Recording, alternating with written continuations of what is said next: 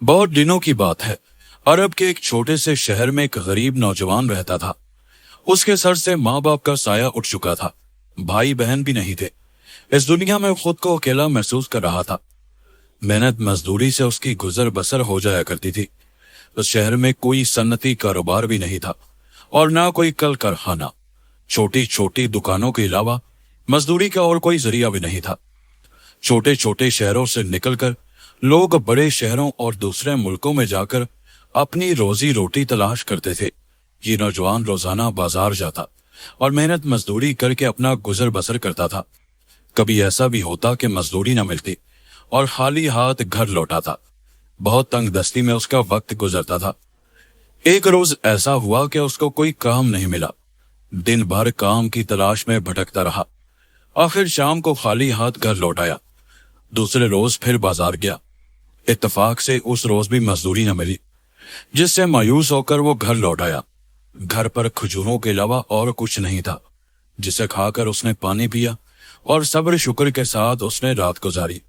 सुबह को वो बहुत फिक्रमंद हुआ कि अगर हमारे काम का यही हाल रहा तो जिंदगी कैसे गुजरेगी। मजबूर होकर उसने ये फैसला किया कि अब कहीं किसी दूसरे शहर में चलकर अपनी रोजी रोटी के लिए कोशिश करना चाहिए। मुमकिन है वहां कोई जरिया निकल आए। दूसरे रोज हस्बे मामूल रोजी की तलाश में फिर बाजार का रुख किया। उस रोज उसे कुछ मजदूरी मिल गई। शाम को घर लौटते हुए अचानक रास्ते में उसकी निगाह एक बटुए पर पड़ी। उसने उस बटुए को उठा लिया और देखा उसमें 8 दाने बड़े मोतियों के एक लड़ी में पिरोए हुए हैं।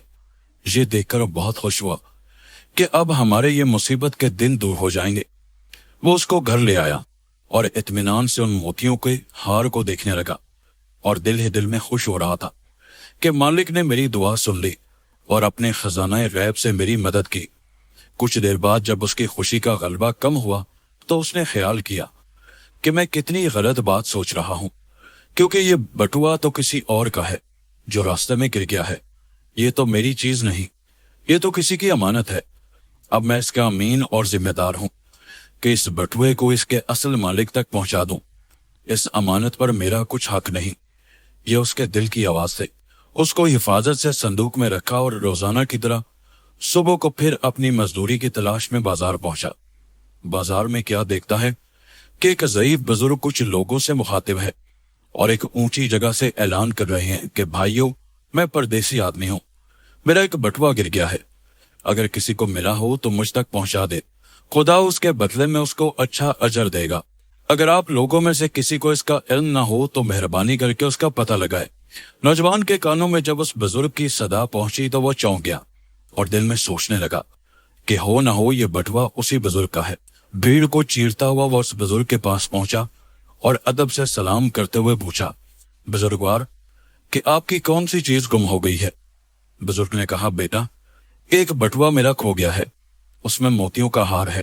चूंकि उसमें मोती कम थे, मैं इस शहर में इसी वर्ष से आया कि मुमकिन हो कि उस जैसे मोती यहाँ मिल जाए। इसी तलाश में बाजारों में दुकानों का चक्कर लगा रहा था। गफलत में बटुआ कहीं गिर गया। कल से उसके लिए मैं परेशान हूँ। उस नौजवान ने कहा, आप मेरे साथ चलें, शायद मैं आपकी कुछ मदद कर सकूं। बुजुर्ग बहुत खुश हुए और वो उस मजदूर नौजवान के साथ चल दिए। नौजवान ने घर पहुंचकर उसने पूछा कि उस बटुए की क्या पहचान है। उन्होंने पूरी तफसील के साथ बटुए की पहचान कराई। नौजवान ने मुतमईन होने के बाद वो बटुआ उसी बुजुर्ग के सामने लाकर रख दिया और कहने लगा कि ये बटुआ आपका है। बुजुर्ग ने कहा, हाँ बेटा, यही बटुआ मेरा है। नौजवान ने कहा कि आप अपने मोतियों को गिन लें और इत्मीनान कर लें। बुजुर्ग ने कहा, सब दुरुस्त और ठीक है। मेरा सामान मुझे मिल गया। मैं तुम्हारी ईमानदारी, अमानतदारी और एहसास जिम्मेदारी से बहुत मुतासिर हुआ। मेरी दुआएं तुम्हारे साथ है। अब एक बात मैं तुमसे कहना चाहता हूं कि मैं तुमसे बहुत खुश और मसरूर हूं। अगर ये बटुआ ना मिलता तो मेरे लिए बहुत सख्त सदमा की बात होती और मेरे सारे हौसले पस्त हो जाते। तुमने मेरे साथ बहुत एहसान और सलूक किया है, लिहाजा ये एक 500 रुपयों की हकीर सी रकम तुम रख लो। ये मेरी तरफ से तुम्हारे लिए इनाम है। मैं तुमको इस नेकी का बदला नहीं दे रहा हूं, बल्कि मेरी खुशी इसी में है कि तुमको ये देकर दिली सुकून हासिल करूं। उम्मीद है कि तुम इसे बखुशी कबूल करके मेरे दिल को मसरत और शादमानी से भर दोगे। یہ سن کر نوجوان ایک مرتبہ پھر سوچ میں پڑ گیا۔ کچھ دیر خاموش رہنے کے بعد بولا، محترم آپ جانتے ہیں کہ اس طرح پڑی ہوئی چیز اگر کوئی پا جائے تو پھر وہ اس کا امین ہو جاتا ہے اور اس پر یہ فرض ہو جاتا ہے کہ امانت کو اس کے اصل مالک تک پہنچا دے۔ میں اس بات پر خوش ہوں کہ خدا نے بہت جلد اس امانت سے مجھ کو سبکدوش کیا اور امانت کو مالک تک پہنچا دیا۔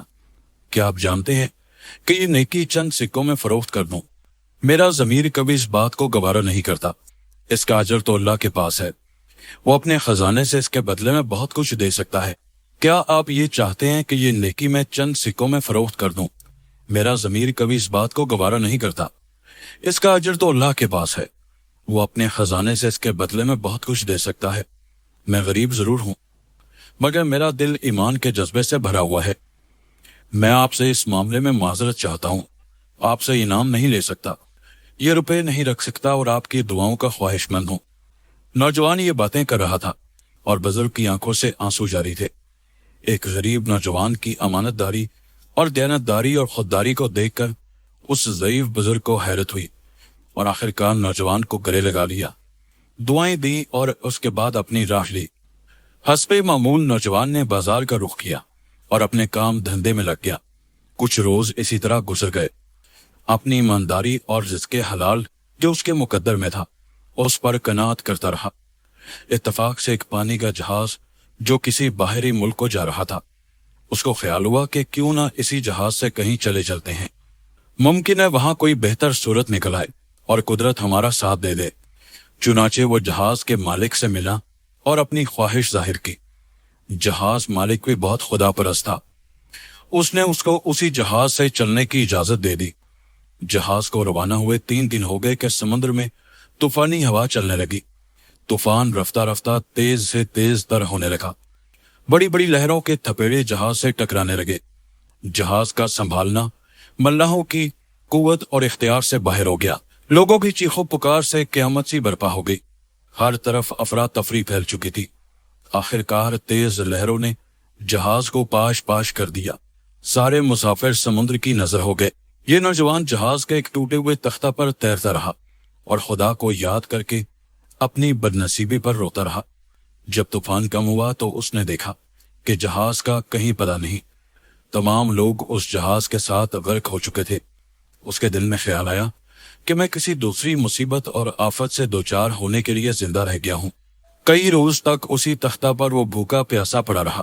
کمزوری اور نکاہت کی وجہ سے وہ نیم غشی کے عالم میں تختہ پر پڑا ہوا تھا، آنکھیں بند تھی، ہاتھ پیر ساکت تھے اور یہ خیال آ رہا تھا کہ میں چند گھنٹوں کا مہمان ہوں۔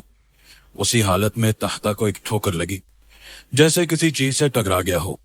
یک بیک وہ چونک سا گیا اور اس کی آنکھیں کھل گئیں۔ دیکھتا کیا ہے کہ اس کا تختہ ایک ساحل کے پاس آ کر رک گیا ہے۔ ناریل کے درختوں کے جھنڈ اس کی آنکھوں کے سامنے آ رہے ہیں۔ یہ دیکھ کر اس کی خوشی کی انتہا نہ رہی۔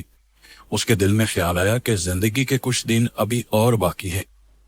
خوشی اور مسرت نے اسے ایک نئی قوت اور طاقت عطا کی۔ وہ فوراً اٹھ کر بیٹھ گیا اور اپنے چاروں طرف کے ماحول کا جائزہ لینے لگا۔ تھوڑے سے اطمینان کے بعد وہ کھڑا ہوا اور خشکی پر پہنچنے کی کوشش کرنے لگا۔ کچھ مشکلوں کے بعد وہ خشکی پر آ گیا۔ اب وہ ایک جزیرے پر تھا، مگر بھوک سے نڈھال تھا۔ کسی طرح وہ ناریل کے درختوں کے پاس پہنچ گیا اور گرے ہوئے ناریل کا پانی پی چکا تو اس کی آنکھوں میں ٹھنڈک اور روشنی آ گئی اور بدن میں طاقت کا احساس ہوا۔ کچھ دیر آرام کرنے کے بعد اسے فکر ہوئی کہ دیکھے اس جزیرے میں آخر ہے کیا۔ اسی تلاش میں وہ آگے بڑھتا رہا۔ تقریباً 2 کوس آگے جانے کے بعد اسے کچھ دوری پر مسجد کے مینار نظر آئے۔ وہ خوشی سے اچھل پڑا کہ انسانوں کی بستی میں آ گیا ہوں، یہاں مجھے کوئی اجنبیت نہ رہے گی۔ اللہ کا شکر ادا کیا اور تیز قدموں سے آگے بڑھتا گیا۔ کچھ دیر کے بعد یہ اس بستی میں پہنچ گیا جہاں وہ مسجد کے مینار دکھائی دے رہے تھے۔ وہ سیدھا مسجد میں گیا۔ نماز مغرب کا وقت ہو رہا تھا، وہاں کچھ اور لوگ بھی تھے۔ سب لوگوں کے ساتھ اس نے نماز ادا کی۔ بعد نماز وہاں کے لوگوں نے ایک اجنبی شخص کو دیکھ کر اس کے متعلق پوچھا۔ اس نوجوان نے اپنی بیتی بیان کر دی۔ لوگوں نے کہا، آپ اطمینان سے یہاں رہے، آپ کو کوئی بھی تکلیف نہ ہوگی۔ وہ وہی رہنے لگا۔ پڑھا لکھا آدمی تھا، دین کے علم سے واقف تھا، اسی لیے بچوں کو تعلیم دینے پر مقرر کر دیا گیا۔ اپنی علمی صلاحیت، محنت اور ایمانداری کی بنا پر قصبے والوں میں اچھا مقام حاصل کر لیا۔ اسی طرح آرام و سکون سے اس کے دن گزرنے لگے۔ ایک دن قصبہ والوں نے آپس میں مشورہ کیا کہ کیوں نہ اپنے سردار کی بیٹی سے اس نوجوان کا نکاح کر دیا جائے، کیونکہ اس لڑکی کے والد ذی علم اور متقی و پرہیزگار تھے۔ ان کی بھی یہی خواہش تھی کہ کسی علم والے اور نیک لڑکے سے اس کی شادی ہو جائے تو بہتر ہے، لیکن ان کی زندگی نے وفا نہ کی اور وہ اللہ کو پیارے ہو گئے۔ بعد مشورہ اتفاق رائے سے لوگوں نے اس نوجوان کو بزرگ کی لڑکی کے لیے بہتر سمجھا اور اس سے اس بات کا ذکر کیا اور خواہش معلوم کی کہ آپ کو کہیں نہ کہیں شادی تو کرنی ہی ہے۔ اگر آپ یہ رشتہ قبول کر لیں تو ہم لوگوں کو بہت مسرت ہوگی۔ لڑکی بہت نیک اور تعلیم یافتہ ہے اور ہر طرح سے آپ کے لیے موزوں ہے۔ نوجوان نے رشتہ منظور کر لیا اور ایک روز سردار کی لڑکی سے اس کا نکاح ہو گیا۔ جب لڑکے کی ملاقات لڑکی سے ہوئی تو اپنی بیوی کے گلے میں پڑے ہوئے موتیوں کے ہار کو بہت غور سے دیکھتا رہ گیا اور اس کے ہونٹوں پر ایک ہلکی سی مسکراہٹ سی آ گئی۔ مسکراہٹ دیکھ کر اس کی بیوی نے اس کی وجہ پوچھی تو اس نے صرف اتنا جواب دیا کہ ان موتیوں کے ہار کو میں نے پہلے بھی دیکھا تھا۔ بیوی کے اصرار پر اس نے سارا قصہ بیان کر دیا۔ جب یہ بات جزیرے کے لوگوں کو معلوم ہوئی تو سب لوگ اس لڑکے کے پاس آئے اور کہا کہ بیٹا ان موتیوں کے ہار کا قصہ کیا ہے؟ نوجوان نے جواب دیا کہ یہ ہار میرے ہاتھ میں آ چکا تھا۔ تعجب ہے، یہ ہار میری بیوی کے گلے میں کیسے آ گیا؟ اس کے بعد اس نے اس بزرگ کے بارے میں بتایا کہ کیسے یہ موتیوں کا ہار گم ہو گیا تھا اور کیسے دوبارہ ان تک پہنچا۔ لوگوں نے یہ داستان بڑی غور سے سنی اور ڈبڈبائی ہوئی آنکھوں سے کہا، بیٹا وہ بزرگ جو آپ سے ملے تھے وہ آپ کی بیوی کے والد تھے۔ آپ کے شہر آنے سے پہلے انہوں نے اس واقعہ کا ذکر کیا تھا اور آپ کی ایمانداری اور دیانتداری سے اتنا خوش تھے کہ کہتے تھے کہ کاش وہ لڑکا مجھے مل جاتا تو میں اپنی لڑکی کی شادی اس سے کر دیتا، کیونکہ ایسا لڑکا چراغ لے کر ڈھونڈنے سے بھی نہیں ملے گا۔ یہ ان کی حسرت تھی جو ساتھ چلی گئی، لیکن اللہ پاک نے ان کی خواہش کو قبول کر لیا اور اب ان کی تمنا پوری کر دی۔ اب وہ نوجوان سردار کی حیثیت سے زندگی گزارنے لگا اور خدا کا شکر ادا کرتے ہوئے بولا، مالک جو کرتا ہے بہتر کرتا ہے۔